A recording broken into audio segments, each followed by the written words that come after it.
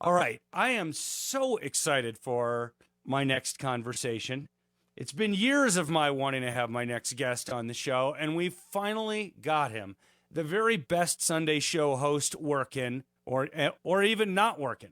Chris Wallace of Fox News, the host of Fox News Sunday, really one of my favorite people to watch, and the author of a really wonderful new book that I'm part of the way through at this point called Countdown 1945, The Extraordinary Story of the Atomic Bomb and the 116 Days That Changed the World. Chris, good morning. It's a pleasure to talk to you. Well, it's a pleasure to talk to you, and everything you say, keep talking. Ross, I'm just going to be quiet. That's funny. You would not remember, but one time when I was at Fox DC doing a hit with, I think it was with Shannon maybe, I poked my head in your office and just said, keep doing what you're doing. So that's the only time you and I have met. All right. Well, thank you. And guess what? I followed your advice. I keep doing what I'm doing. Yeah, that's right. Let's talk a little bit about what you're doing and what we're all doing right now, and then we'll talk about Countdown 1945 a bit. Do you think that what we're going through now as a nation has significant parallels to previous times in our history? I'm thinking late 60s, early 70s, or do you think this is something substantially different? Well, I think there are certainly a lot of parallels. You can only base it on your own experience. And I was just finishing college in 1968, and there's certainly aspects of it that remind you of 68. Obviously, the racial protests and some of them devolving into riots. Tremendous polarization in the country. In that case, it was over Vietnam and Lyndon Johnson, who was the president there. I think in some respects, 68 was worse because you had the terrible assassinations of Martin Luther King and Robert Kennedy. But the one thing that's different that 2020 has on 1968, and it's not a good thing it has on it, is obviously the coronavirus. There wasn't a pandemic then. And the economic collapse that we've seen as a result of the pandemic. So the feeling that I had in 68, and I've had a little bit this year, is sort of a question of, is the center going to hold? Is the country just going to kind of spin apart? And, my guess is we're going to get through it and get through it okay, but it's a really tough time we're facing now as it was back in the 60s. All right, you reminded, or you cause a question to come to mind. Will the center hold? What I wonder about, and you're a little older than I am, so I was alive in 68, but not really paying attention to things. Right now, it feels like the center, moderates, independents, feel a little bit cowed into silence by the fairly aggressive nature of people on both sides, the most aggressive Trump supporters, the most aggressive Trump haters, all the stuff that's going on in the streets. I do wonder, and I don't know enough what 68 was like in that sense, but do you feel like the center is cowed into submission right now, or silence? No, I think silence, but that doesn't mean that they're not there and that they're not going to play a big role. They're still going to come out and vote, and I think that they'll play a big role when we end up electing a president. And I think to a certain degree they're up for grabs. I think President Trump has had a very tough 3 weeks because one of the things that Americans expect and long for at a time when the country seems in disarray is somebody at the top, not that he can control it, but that he is trying to pour gas retardant on the situation, not kerosene. And I think there's been a sense that President Trump has taken a very volatile situation and made it even more explosive. And I think that's hurt him. But having said that, we do have almost 5 months till the election. And at this point, it's Trump versus Trump. At a certain point, it's going to be Trump against Biden. It's not going to be just a referendum on President Trump. It'll also be Biden. Biden is going to have to come out of his basement, I think, certainly by Labor Day, maybe even earlier with the Democratic convention, whatever form that takes in mid-August. And he's obviously not a skilled, smooth performer on the campaign trail. We've seen that. And so once it's Biden versus Trump, it becomes a different kind of race than it is right now. For what it's worth, in the betting odds at predictit.org, over the last about 3 weeks, President Trump has dropped more than 20 points versus Biden, from about a 6-point favorite to about a 15-point underdog really fast. And that's just one data point, but it's an interesting one. Well, here's one of the things that I think is that there's clearly a major cultural shift going on in this country. When you see major corporations who are not usually on the leading edge, the front lines of the social battle, and you see NASCAR with all of its ties to the South banning Confederate flags, when you see the National Football League and Roger Goodell, who I think were kind of cowed into silence by President Trump's attacks on kneeling in the flag and when the national anthem is played, and now they've completely flipped on that. When you see HBO, at least temporarily, no longer running Gone with the Wind, that's an indication they have a sense, to use a Bob Dylan song, which way the wind is blowing. And, I think the president runs the risk of looking like he's been left behind, that he's out of touch.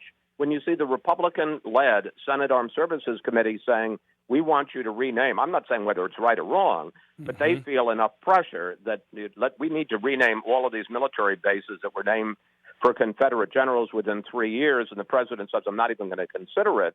Maybe he's right, but he's clearly out of touch with where the country seems to be moving right now, and that can be a dangerous spot for a politician who's seeking election. Yeah, I've said frequently on the show, especially in the past several months, that President Trump seems to be operating as if he believes his base alone is enough to win him re-election, and it's clearly not. And boy, he needs to do stuff to win suburban women, and boy, is he not doing it.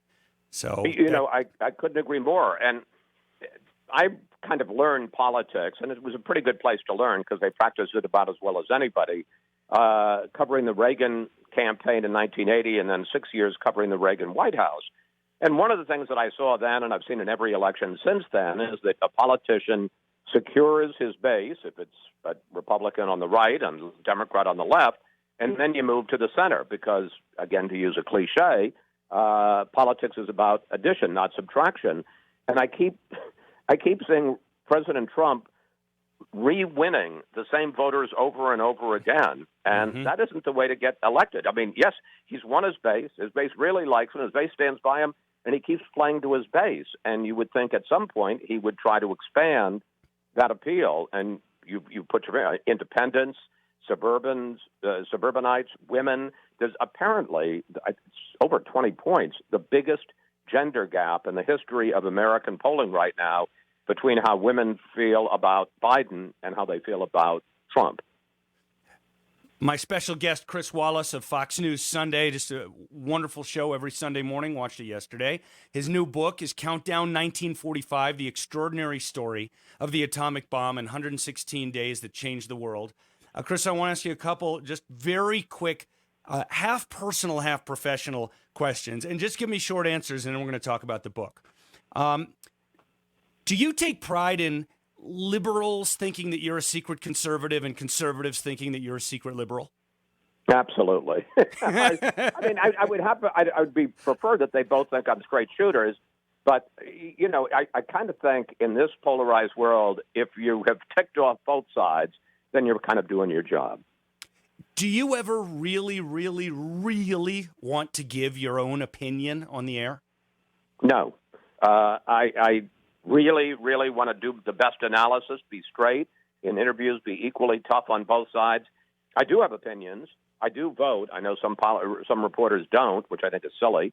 But I am thrilled when people come up to me and they say, I really don't know whether you're a Republican or a Democrat. That's like my sweet spot. Who is your biggest professional influence on you other than your dad? I was until you put that codicil in there. Yeah, I don't know. I mean, I was so lucky growing up at CBS News. Maybe Walter Cronkite. You just want somebody who you think is straight. And the one thing I will say for all these guys who are such icons, the thing that always amazed me and impressed me about them, and that I've tried to model myself, is their preparation. I once, as a kid in college, was an intern for Walter Cronkite at a space shot at Cape Canaveral. Wow. And he had more preparation than the astronauts, and that is kind of how I have tried to conduct myself in my career.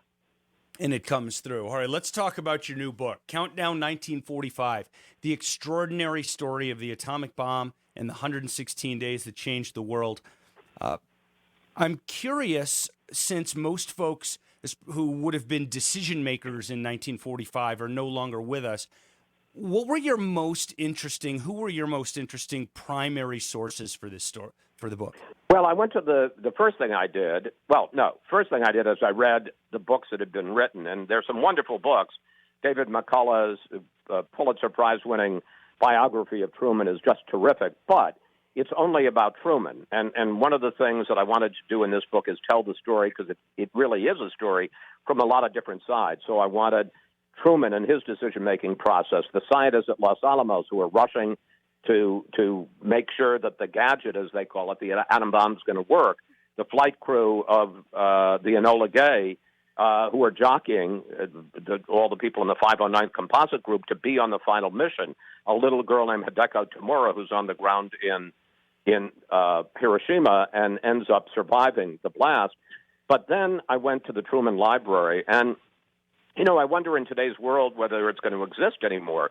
Truman wrote wonderful diaries, and he was a terrific letter writer, wrote to his wife, wrote to his mother and his sister, and, all of that's there. And, to get your hands on that and see what he was writing when he was in Potsdam, just outside Berlin, in a summit, just at the time he decides to drop the bomb with Churchill and Stalin, and what he was thinking, what he was feeling, you get the inner conversation. If current presidents aren't doing that, it's going to be a huge loss to historians. Very interesting. Did Truman talk with any foreign leaders as part of his own decision-making process? And it talked to them in a direct way about the use of a bomb? Well, he certainly talked to Churchill, because even though the vast majority of the work was done in the United States, it was a joint U.S.-British project. And FDR, when he started the Manhattan Project in 1942, did it very much in conjunction with Churchill. So he felt very free in discussing it with Churchill throughout. One of the great, interesting stories in Countdown 1945 is after the bomb has been tested, Churchill and Truman decide, Truman has got to tell Stalin about it. They're an ally, but kind of in quotes, that they don't trust him. So he goes up to him after one of the sessions of the Potsdam Conference, and he says, I just want to let you know we have the most powerful weapon. We've developed it. It works. And Stalin says, well, good. I hope you use it on the enemy. And that's it. And Truman is stunned. Why isn't he? He didn't ask me a question. And Churchill comes up because he sees he's not part of the conversation, but he knew it was going to happen, and he sees it from afar, and he goes up and says, what happened? And Truman says it, and Churchill asks, do you think he understood what you were saying? Well, the bottom line is that Stalin was interested. He just wasn't surprised, because he had a Russian spy, Klaus Fuchs, and inside the Manhattan Project, he knew all about it. So when his indifference was just the fact that he had already been briefed by his spies on what the U.S. was doing. Wow. Tell us a little about the discussion surrounding expectations of what would happen when the bomb was actually dropped from an airplane, including the conversation around what might happen to the pilots who dropped it. Well, the answer is, because we're talking about a whole new realm of energy, and there's only atomic chain reaction had taken place in a laboratory. So now, first you're going to drop the bomb, you're going to explode the bomb in the desert in Alamogordo on July 16th, and there were scientists who were betting, like an NCAA March Madness pool. Is it going to be a dud? All the way to, is it going to ignite the atmosphere? And if so, will it just take out New Mexico or the entire western United States? Now, but that was just a bomb on a tower that had been detonated. Now they're going to, for the first time, take it in a plane and drop it. And they purposely set it up so they could drop it so about 1,800 feet off the ground it would explode, because it sounds bloodthirsty, but it would create more damage if it exploded in midair than if it exploded on impact. And they wanted maximum damage.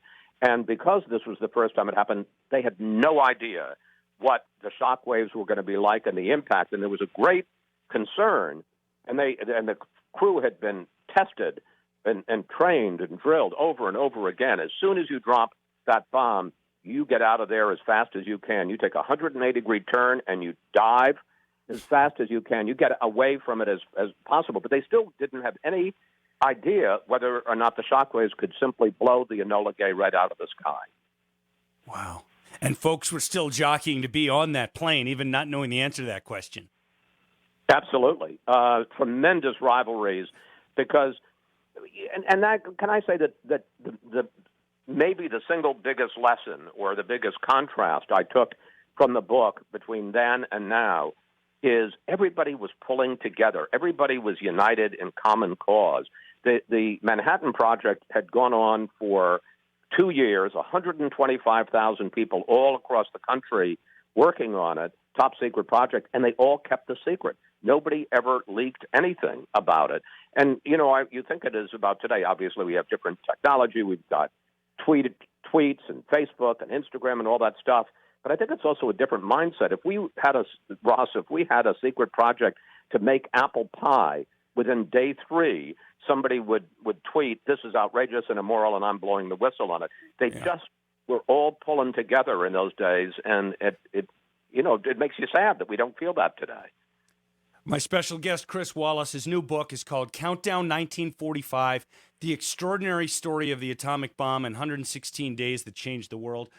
I'm way late on a break, but I've got to ask you one more question. Yes, sir. Obviously, the development of the bomb was going on under FDR, so you have to assume that there's a good chance he would have used it too.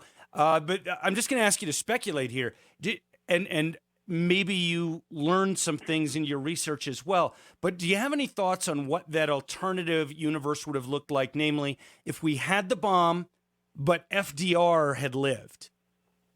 Oh, I think he absolutely would have used it.